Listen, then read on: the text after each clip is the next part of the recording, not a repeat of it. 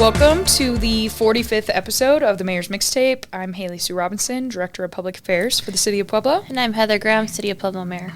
Want to remind the listener you can find us on YouTube, Apple, Spotify, Buzzsprout, wherever you get your podcasts. You can also watch us on local channel 17. And if you have questions or a topic suggestion, you can email us mayor@pueblo.us. Mayor, we had a shorter city council meeting last night. Mm-hmm. Not a huge long agenda, and we were finished before 10 o'clock, which was nice. Mm-hmm. And actually, speaking of time, that was one of the things that was mentioned or discussed last night, mm-hmm. and then voted to approve. We had a resolution for the work session time to officially be at 5:30 on the first, third, and fifth Mondays of the month. And then we had an ordinance for the regular meeting to start at 5:30 on the first and third Mondays of the month. Can you tell us a little bit about what that means and the time frame? Yeah, so it's up to the city council to decide what time they start their meetings. So mm-hmm. It's not set by charter. It's set by code, so it can be adjusted. So previously there was never a codified time for the work sessions. Mm-hmm. It was called executive committee meetings, mm-hmm. and that could be called whenever. So that was just a normal 5:30. So Councilor Dante put that to paper, and now it's the first, third, and fifth Monday if needed. Mm-hmm. Work sessions will begin at 5:30. Okay. And then Councilor Boston brought a second amendment to that, stating that the regular city council meetings, the time will be moved from 7 p.m. to 5:30. And from the discussions at city council last night, it sounds like they're doing that so that people can get off work, head to the city council meeting. They don't necessarily have to come back, or they don't have to spend their late nights with us if there's an important agenda item that they want to give testimony on, because 9 out of 10 times we're there past 10 p.m. Sure. The charter and the municipal code state the way the agenda has to be formatted and put together. So it's not like we can go in unless a city councilor makes an amendment to the agenda when we're doing agenda review, right, to move from one item from the front of the agenda or the back of the agenda to the front of the agenda. So mm-hmm. everything is placed on the agenda time specific to what the code calls for. So mm-hmm. you might have some super pressing topics that might be the very last agenda item. Could be 10 o'clock, could be midnight, could be 2 a.m. I've been part of those over the last few years. Or sometimes the really pressing item is at the front of the agenda, but then we have like a business developer or someone with like planning and zoning or a consultant that stays on till like 10:30 because they're the last item on the agenda. And so we've seen it go both ways, where it's either a super important topic that's right at the end, so everybody stays super late, or it's a really important item right at the beginning, and the more kind of like, I would say ho-hum, like we know they're going to pass probably 7-0 or maybe contracts, right? Those they're types just of things, they're kind of the annual passings of exactly. Yeah. Then those things get left at the end, and you're like, oh gosh, this is going to be a late night. So, from my understanding, that means we'll only have work sessions on the first, third, and fifth Mondays. Mm-hmm. And we will not have a work session on nights of a regular meeting. Correct. Okay, so the next regular meeting is February 9th, and it will just start promptly at 5:30. We won't have a work session ahead of time. Correct. Like last night, for example, we had work session, then there was an executive session. And then I think we went until 7:15 with the executive session. We took a 5-minute recess and we started at 7:20. We'll just start at 5:30. Correct. This is exciting. You get to go home early. I mean, I will say as a city employee, it's exciting. I think to a lot of the counselors' points though last night, this is helpful to just the everyday folks. Yeah. And if it doesn't work, they can change it as quickly as they put it into place. So if they see that, it's difficult for the citizens. I mean, I look at it like we have the county BOCC meets at 9:30 on Tuesdays and Thursdays, right? Like right in the middle of the workday, and people are still able to tune in, show up if you have to. We do Facebook Live. We have Zoom options. So we have alternatives if you can't be there in person to talk in public forum or to give public testimony. Well, and so you can watch on Facebook Live. You can watch the Zoom recording on our YouTube. It also replays on Channel 17. But we've also had folks who maybe can't make it in person, and they can testify via Zoom. Or they have also submitted like an email for the record with city council or with the city clerk. So I think there's a lot of options to be involved if the time frame doesn't work. Because to your point, I think with the county commissioners, a lot of us are working at 9:30. And so I don't think I would maybe say, hey, Mayor, I can't make this meeting. I'm going to go over to the county commissioners meeting and go testify, and then I'll come back later. I don't know how that would go over. It depends what it is. Sure. But it that might be actually more inconvenient for folks. Yeah. I thought it was interesting. I was talking with Chief Knoller last night, and he said actually a lot of the other chiefs of police are very surprised that our meetings go so late because they meet during the day. Right. A lot of city councils throughout the state meet during the day, whether it's like at 3 o'clock, and then it may go into the evening. So this kind of brings us a little more in line with other municipalities, which will be good. Yeah, see what happens. Cool. Okay, another thing that was brought up last night was funding, and this is something that we've been talking about. We discussed it throughout the budget season, what it looked like for the city's funding. You asked for 15% reduction in operations costs for all departments, and then for our contractual obligations to also make those cuts. But something that was discussed last night was our obligation with IGAs, which are intergovernmental agreements. And so there was a lot of discussion about what's happening with the county right now. So I just thought maybe you could explain that process or what that looks like. So we have a few IGAs with the county when it comes to monetary values. So we have CSAC. Okay. So previously, the county and the city would mirror what their funding looked like. So in 2025, we each did $490,000. Okay.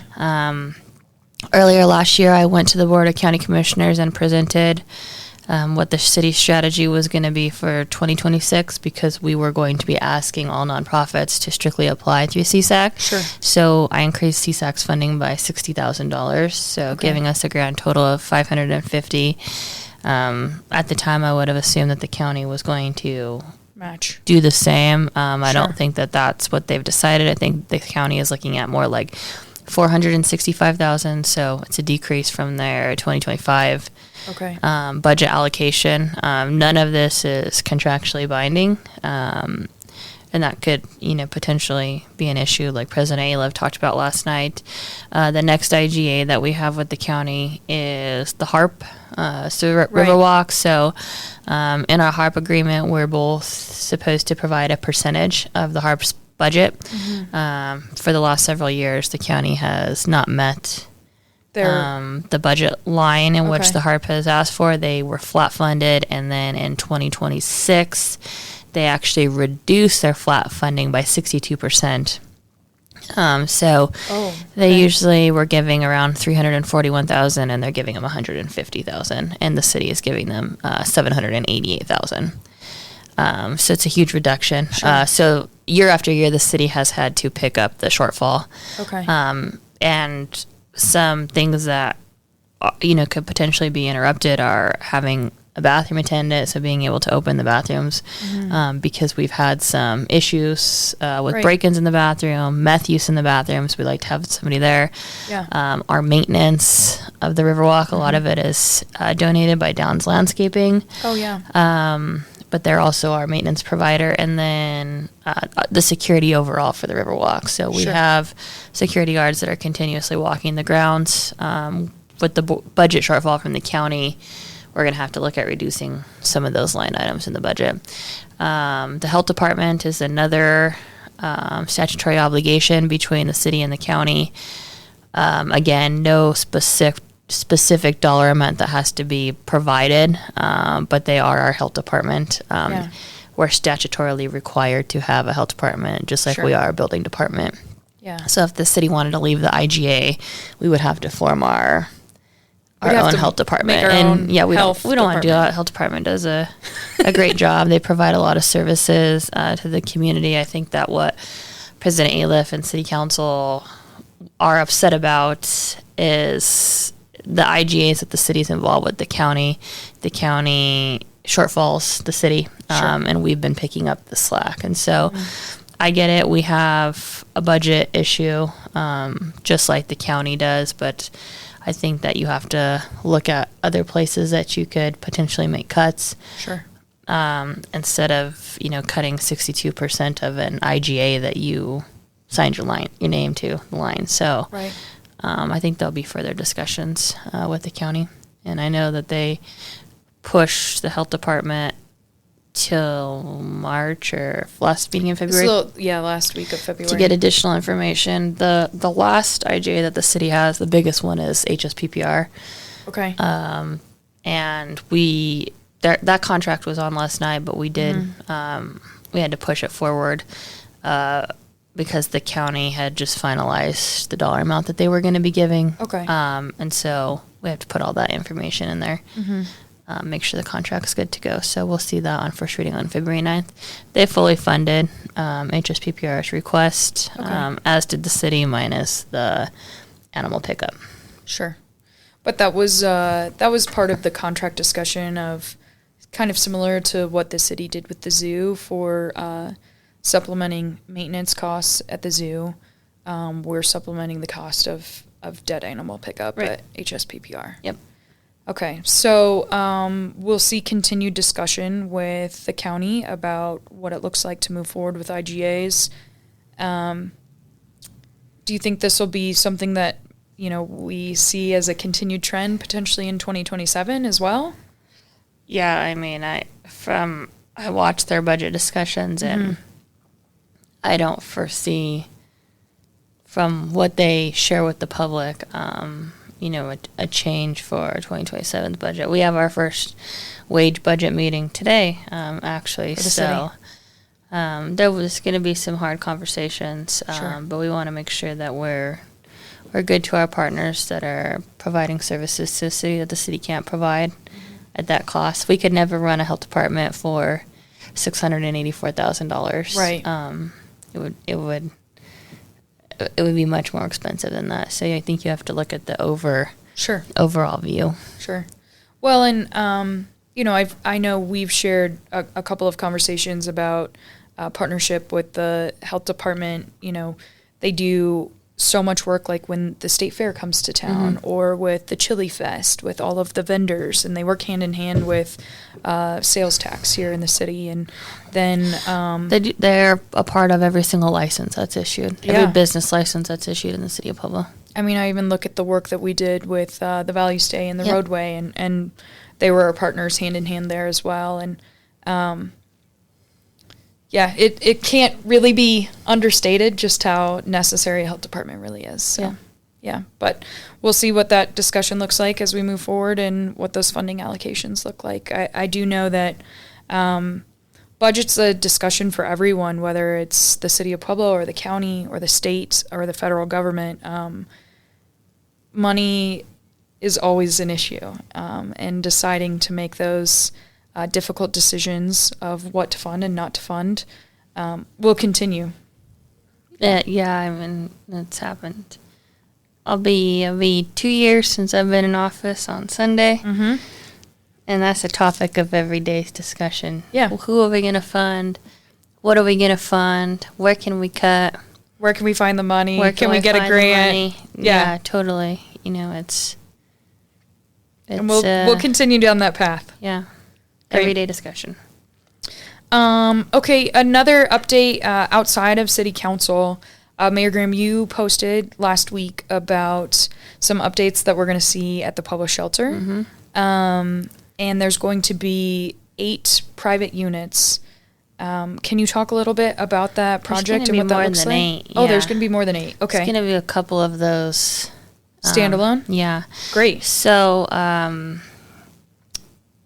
I was on City Council, the city, before we were the operators of the shelter, we had gone in and there used to be this little brick house.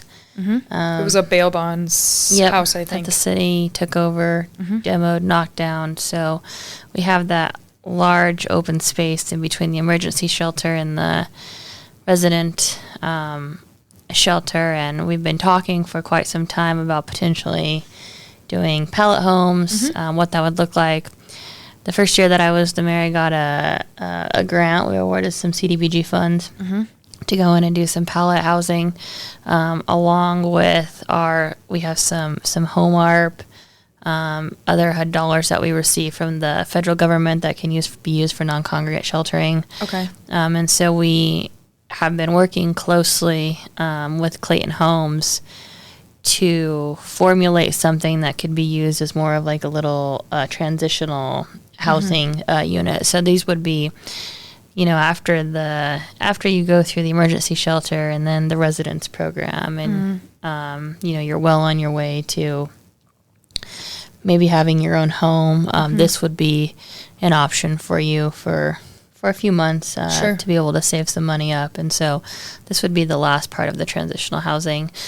So it's a whole plan for the 410 area on West 4th. So we're looking at fencing the entire property to have one entrance, one exit like they do in Colorado Springs, which just makes a safer environment for everybody.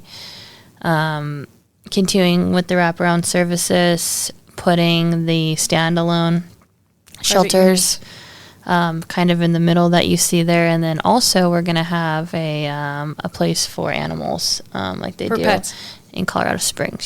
So that's something that is, we hear all the time that's really important to a lot of Puebloans. I know I can confidently say it's important to you as well as a dog owner.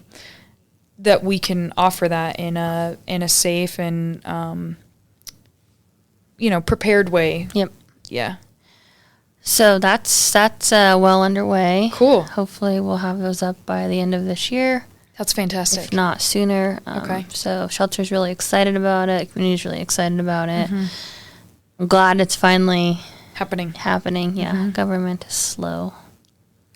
The process can be really slow, and I know, as you mentioned when you were on City Council, we had Pallet Shelter come give a presentation. You and I actually went up to Denver and toured a Pallet Shelter community. It's been a process of what does it look like and how does it make sense for us. Making sure that we have the infrastructure in place, and the fencing is super important, safety. But I think, to your point earlier, this is kind of that missing link in the transition on that campus site of emergency shelter, wraparound services, resident program, and then a private unit that gets you out of that congregate shelter space, maybe before you go into a home, an apartment, a duplex, or whatever permanent shelter that folks are working towards. And then the opportunity to include pets is super exciting. Yeah. Looking forward to it. Cool. Very cool. Okay. Well, it was kind of a light week last night, but we have some exciting events coming up. Next week is the State of the City. Tuesday, February 3rd, Pueblo Convention Center from 4:30 to 6:30. Much different event than we've previously hosted. It's open house style. More interactive. It's also in the evening, so hopefully it's more accessible to folks. Kids are welcome. We'll have Parks and Recreation. We'll have the police department. We'll have the fire department. We'll have all of our departments there. And booth space so folks can come and ask questions, find out about all the projects that we completed in 2025, and maybe ask questions about what we're going to do in 2026. Yep. It's going to be fun. Very exciting. 4:30. 4:30. Convention Center. And then you'll give your address at 5 o'clock. Yep. Another thing for folks to remember, if you are a resident that was affected by the curb and gutter update that we did at Lexington and Saratoga, we are working with Trees Please, and you have until January 31st to request a new replacement tree. We took a lot of those trees out along Lexington and Saratoga because it was ruining the concrete and it was creating a lot of problems. And so Trees Please is a really good partner in the city. And so they're offering some shade trees, or it can be a yard tree, and it's free replacement. They'll even plant it for you, but you have to reach out to them by January 31st. You can visit them at www.trees-please.org, or you can call them 719-225-0650 to get a tree. Great. So I wanted to remind folks about that. Anything else you'd like to add, Mayor? No. Okay. I don't think so. Great. I just want to remind the listener, you can find us on Spotify, YouTube, Buzzsprout, Apple, wherever you find your podcasts. You can also watch us on Channel 17. And if you have questions or topic suggestion, please email us, mayor@pueblo.us. Like, subscribe, share with your friends, and we will see you next week.